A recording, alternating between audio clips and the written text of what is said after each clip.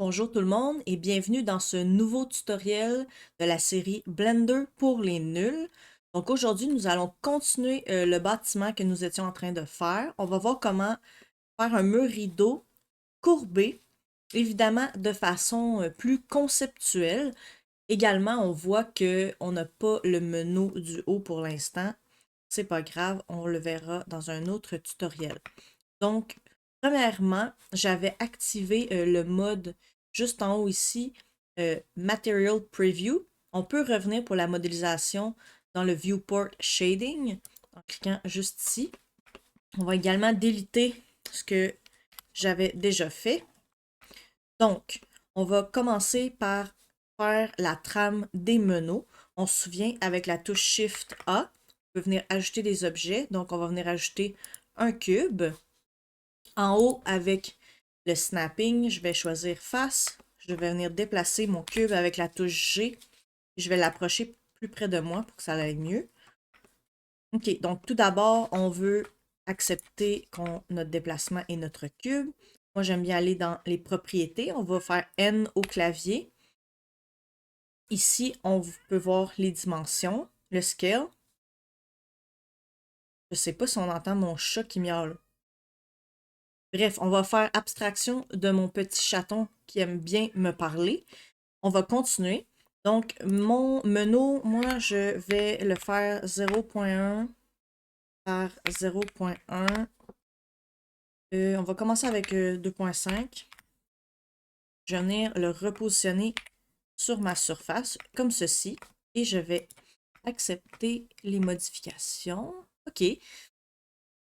Première chose que je voulais dire aujourd'hui, c'est une fois que nous avons fait des modifications, si nous voulons approuver en fait les nouvelles grandeurs et on veut que le scale revienne à 1 pour 1 pour 1, on doit faire la touche CTRL A. OK? Le petit menu va s'ouvrir ici et donc on va pouvoir choisir Scale. OK? Donc on veut que ça redevienne 1 pour 1 pour 1. C'est important de faire ça pour lorsqu'on va venir appliquer d'autres fonctions comme des modifiers, etc. C'est important que ça soit remis à 0. Ben, pas à 0, mais à 1 dans ce cas-ci. Ensuite de ça, on va venir dupliquer ce menu avec la Shift D. OK? Et on se souvient, pour dupliquer l'objet et qu'il se mette à la même place, on va faire Escape. Et notre objet dupliqué va venir se placer au même positionnement que l'autre objet. Ensuite, on va faire la touche R au clavier pour faire une rotation. Là, on peut voir que on peut faire une rotation dans tous les sens en même temps. Donc, si on veut que la rotation se fasse seulement dans un sens, on va faire la touche Y au clavier parce que moi, je veux que ma rotation se fasse autour de cet axe-là. Et évidemment, je veux que ce soit 90 degrés. Donc, je vais venir écrire 90 et faire Enter. Et voilà. On a maintenant notre menu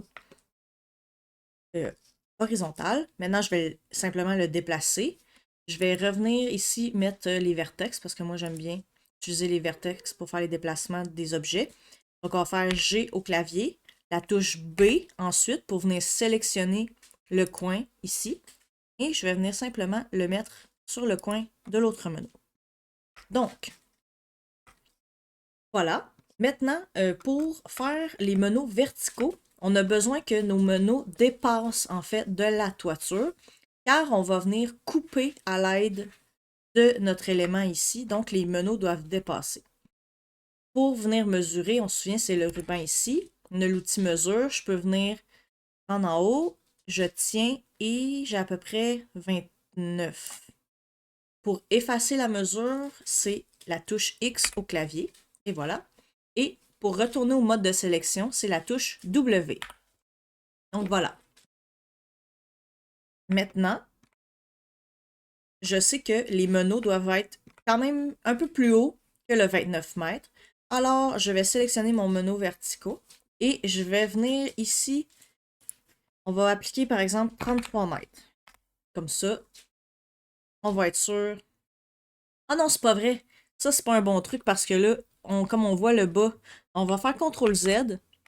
Et si on veut vraiment déplacer seulement dans une direction, vaut mieux faire la touche Tab pour aller dans le mode édition. Ensuite, on peut faire la touche 3 au clavier pour aller dans le mode face. Donc là, je vais pouvoir simplement sélectionner la face du haut, faire la touche G pour déplacer. Je veux déplacer sur l'axe des Z, donc je vais faire Z. Et là, je vais remettre, là on avait 2,5. Disons, je vais mettre 30. Donc on va avoir 32,5 mètres pour notre menu, ce qui est parfait. Ça va dépasser du 29, ce qui est acceptable. On va refaire la touche Tab pour sortir du mode d'édition. On va revenir au mode objet. Et là, on a nos deux menus comme ceci. La prochaine étape, là, là, ça c'est correct. Le scale de notre objet ici est 1, 1, 1. C'est les bonnes dimensions dans les bons axes. Sauf que maintenant, on va regarder le menu que nous avons fait une rotation. OK, je vais le sélectionner. Et dans les propriétés, ici, là, on va voir que ça dit 2,5 mètres en Z. Z, là, c'est l'axe qui s'en va par le haut.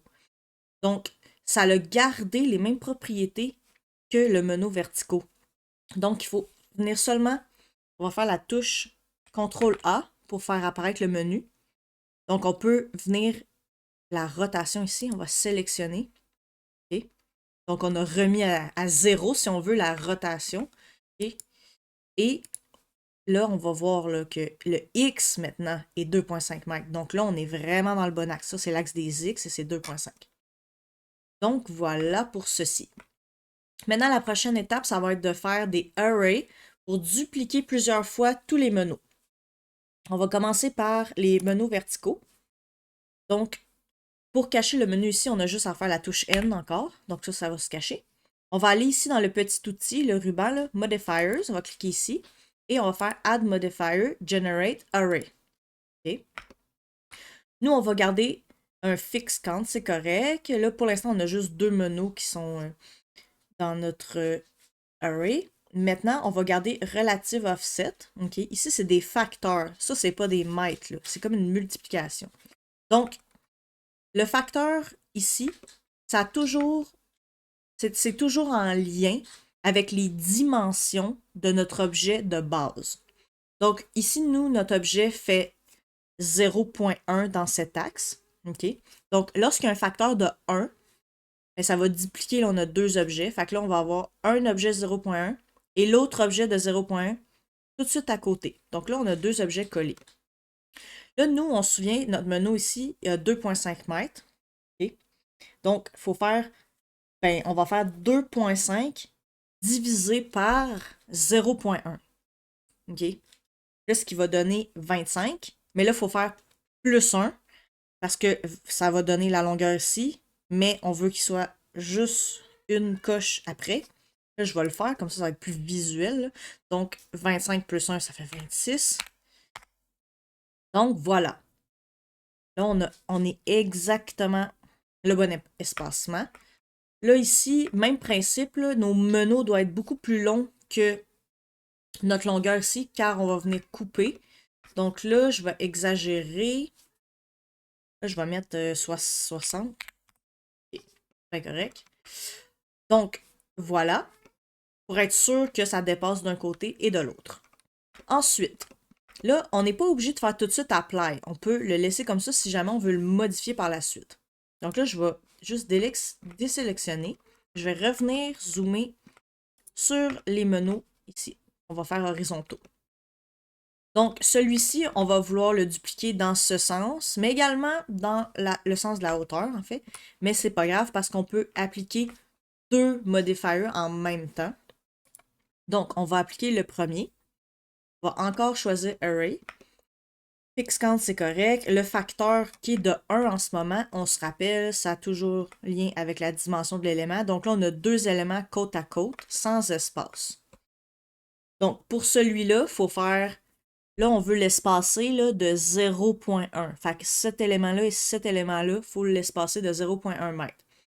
Donc, on va faire 0,1 divisé par 2,5 mètres, parce que ça, c'est 2,5 mètres, ce qui va donner 0,04.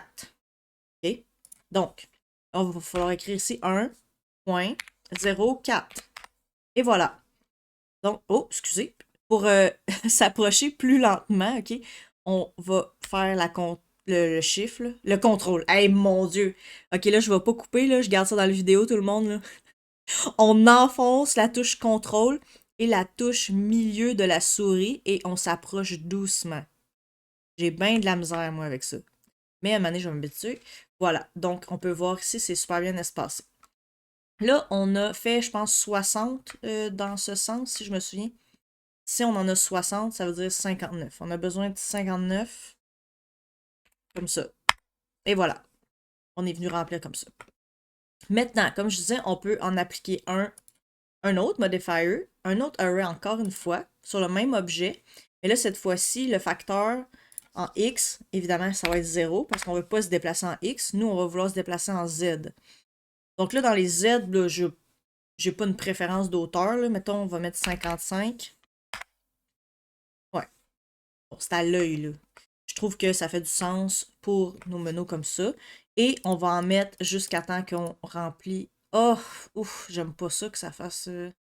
On va en mettre un peu moins. 45. 50 de bord. Hi! 52. Tu sais, quand t'as pas de dimension en tête, là. Bon, 52, ça me convient très bien. On va laisser ainsi. Donc, moi, ce que j'aime bien faire avant de continuer et d'appliquer, OK, pour toujours, si on veut, les modifiers. Parce que là, comme on a pu voir, là, regarde, je fais souvent des copies, OK, de mes modèles avant d'appliquer certaines choses pour pouvoir revenir en arrière. Parce que là, si jamais je veux vraiment revenir en arrière, je suis pas satisfaite, je veux changer les dimensions et que là, je suis passée aux étapes suivantes puis que là, je peux pas revenir, ben c'est vraiment plate, là. Donc, qu'est-ce qu'on peut faire? C'est qu'on sélectionne, en fait, nos deux. OK? On peut faire Shift D au clavier. Et là, on va copier. Et là, je peux venir le copier n'importe où, ça n'a pas d'importance. Je peux le copier ici. OK? Comme j'ai fait un peu avec mes autres. Après ça, je peux soit le désélectionner. Ou si ça me tanne, là, OK, je pourrais venir, mettons, ici, puis on peut les faire, ben, les faire disparaître. On peut les éteindre, comme on dit. OK? Là, tu as l'option ici, soit d'éteindre seulement dans le viewport, mais également, tu peux les éteindre dans les rendus. Donc, c'est pour ça les deux petites options ici. Donc, voilà. Donc, je me suis gardé une copie.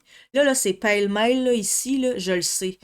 Mais quand tu fais un vrai projet, là, pas juste des tutoriels, là, tu renommes, OK, tes éléments. Tu as juste à double-cliquer et tu peux venir renommer tes éléments et aussi les classer. Là, je le fais pas parce que c'est juste un tutoriel, mais il faut prendre des bonnes habitudes de faire un peu de classement puis de nommer les choses. OK, excusez pour cet aparté, là. On continue. Donc, maintenant qu'on a nos menus, évidemment, on veut venir mettre des vitres à l'intérieur. Là, il y a comme deux façons de faire.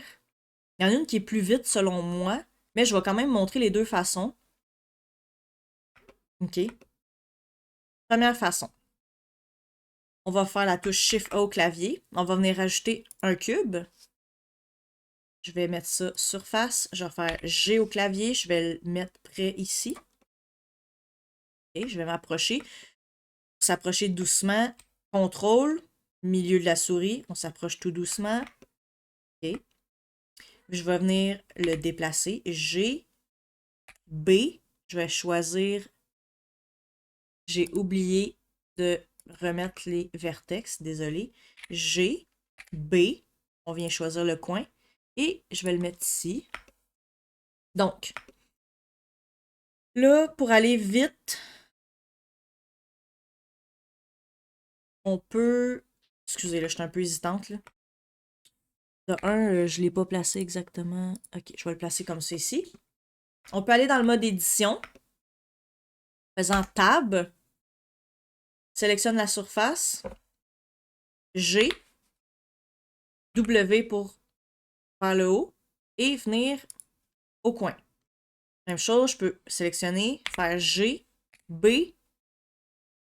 Et voilà, je le mets comme ça. Je peux faire une rotation autour de mon modèle.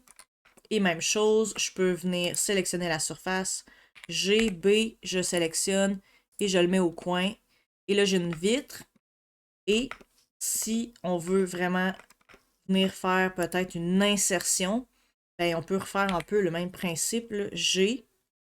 Là, je voudrais me déplacer sur l'axe des Y. OK? Là, ben, soit que tu peux le faire à l'œil, ou on pourrait venir rentrer une valeur exacte au clavier et faire Enter. Là, c'est pas très grave, je vais le faire à l'œil. Là. La vitre, je la fais un petit peu rentrer par en dedans. Même principe, je pourrais sélectionner G. Je veux me déplacer sur l'axe des Y. Je fais Y au clavier, puis là, je viens juste la rentrer un petit peu par en dedans. OK.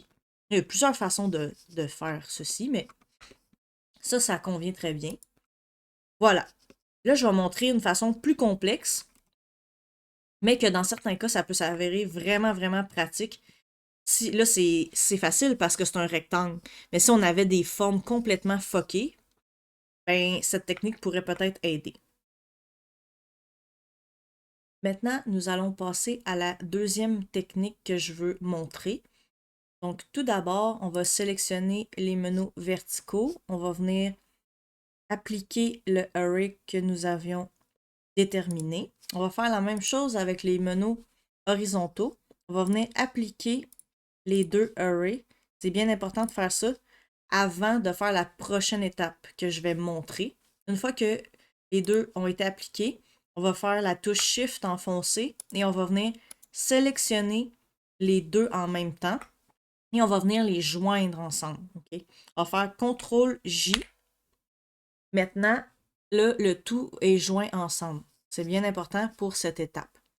Donc, une fois ceci fait, on va aller dans, ici en haut, le mode édition. On va faire la touche Tab au clavier. Donc, on a changé de mode. Maintenant, on peut venir vraiment comme sélectionner pour venir éditer les objets. Donc, on va faire la fonction CTRL-R pour venir ajouter des coupes à nos éléments. Donc, ensuite, on va faire le clic de la souris et on va venir sélectionner le coin ici. On va recliquer pour appliquer cette coupe. On va faire encore le même principe. Je vais approuver. On va cliquer pour approuver cette coupe. Je vais recommencer CTRL-R. Je vais faire ma souris sur l'élément. OK. Et je vais venir encore une fois au coin ici, sélectionner. On voit la petite coupe jaune. On va pouvoir cliquer. Là, je suis satisfaite du positionnement de ma coupe. Je vais cliquer ici à côté. Donc, on va faire le même principe de l'autre côté encore. CTRL-R. Maintenant, je veux venir appliquer la coupe au coin ici. J'approuve. CTRL-R. Je viens encore sur mon élément. Et clique ici. J'approuve encore. Donc, on vient de couper à 4 endroits l'élément. Mais écoute, il n'est pas vraiment... Ben, il est coupé pour venir faire des modifications, mais l'élément est encore resté entier malgré les coupes qu'on vient insérer. Donc, maintenant, prochaine étape. On va venir avec la touche... Oh non, excusez, j'ai fait la touche A, c'est pas tout ça que je voulais faire. Je veux juste sélectionner, OK, les 4 arêtes qui fait le contour ici, OK, de mon ouverture. Une fois sélectionné, je vais venir copier ce contour. Donc, je vais faire Shift D. OK? Donc là, je vais le déplacer un peu pour qu'on voit. J'ai copié le contour ici et je vais faire la touche Escape pour que ma copie se replace au même endroit. On se souvient. On fait Escape. Ça s'est placé au même endroit. Maintenant, je peux faire la fonction P. OK? Et là, le petit menu ici va apparaître. Ici, je vais faire Sélection. OK? Et là, ça va avoir... On l'a déjà copié, mais là, cette sélection-là va avoir été mise à l'extérieur de l'objet des meneaux. OK? Parce que je veux pas que ma vitre soit faite à l'intérieur du même modèle que celui des meneaux. OK? Donc là, on peut sortir du mode d'édition en faisant la touche Tab. Là, je vais cliquer à côté. Et là, ici, lorsque je viens sélectionner, OK, là, ça s'appelle Cube 4. Là. Et là, si vous voyez, je le fais disparaître. Et là, cette sélection ne fait plus partie de l'objet ici, CubeSet, qui est les meneaux. C'est ça que la fonction P a permis de faire. Ça a permis de sortir ça de la sélection ici. Je ne sais pas si c'est clair, là, mais vous ferez des tests, vous allez voir que si vous n'utilisez pas la fonction P, votre vis va rester à l'intérieur du même modèle que le menu. Ensuite, on peut venir sélectionner notre nouveau contour, okay, et faire la fonction au clavier, c'est F. Ah oui, excusez. Faut retourner en mode édition, évidemment, parce que là, on veut rééditer ce contour-là. Donc, on fait, avant de faire F, on fait Tab, OK? Et un truc, lorsqu'on est en mode édition, si on veut sélectionner, en fait, l'entièreté et non seulement, pas juste, un après l'autre comme ça, là, on peut faire A au clavier et ça va sélectionner l'entièreté. OK? Et là, on peut faire F au clavier.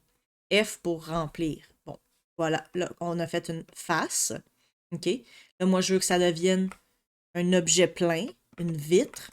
Donc, on peut extruder notre surface. Donc, avec E au clavier pour faire une extrusion. Je veux extruder dans l'axe des Y. Donc, je vais refaire Y au clavier. Et là, ben, je peux venir sélectionner le coin. Donc, et voilà. Donc là, j'ai fait une vitre. Et on peut faire le même principe que tantôt.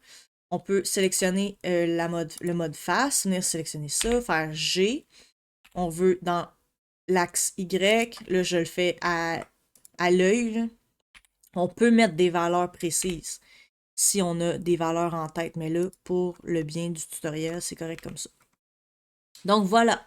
Ça, c'est la deuxième méthode pour créer un objet à l'intérieur d'un autre avec les dimensions exactes, si on veut, de l'ouverture. Bon, c'est un petit peu long tout ça, mais bon, c'est nécessaire pour apprendre les fonctions. Ensuite, là, celui-là, on va pas l'utiliser. Je vais utiliser celui du bas. Donc, malheureusement, au revoir. On le delete, tout notre beau travail. Ah! On va venir maintenant sélectionner ici en bas. Et on va appliquer le même principe qu'on a fait en fait avec les meneaux.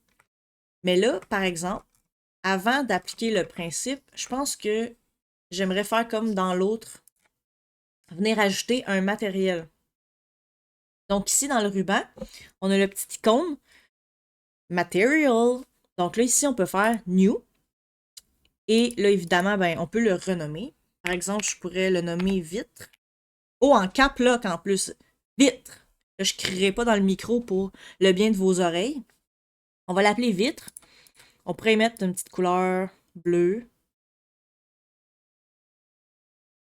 Peu importe.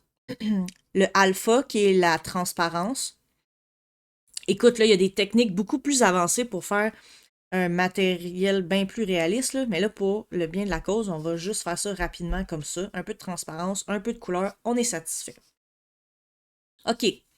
Maintenant qu'on a appliqué ça, là, on ne peut pas le voir parce qu'on se souvient, on est dans le mode ici qui est le Viewport Shading. Mais si on vient dans le mode ici, Material Preview, on clique, on va pouvoir voir la couleur, la transparence. Maintenant, on va faire notre array. En fait, je vais revenir dans l'autre mode. On va sélectionner.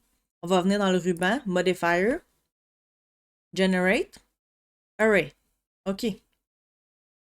On se souvient, c'est le même principe. Ici, il faut mettre 1.04 pour l'espacement. OK. Maintenant, on va venir copier. Je me souviens même plus c'était combien. C'était-tu 59? Oui, OK, 59. Bon. Là, ensuite, on va mettre un deuxième pour faire, bon, la hauteur.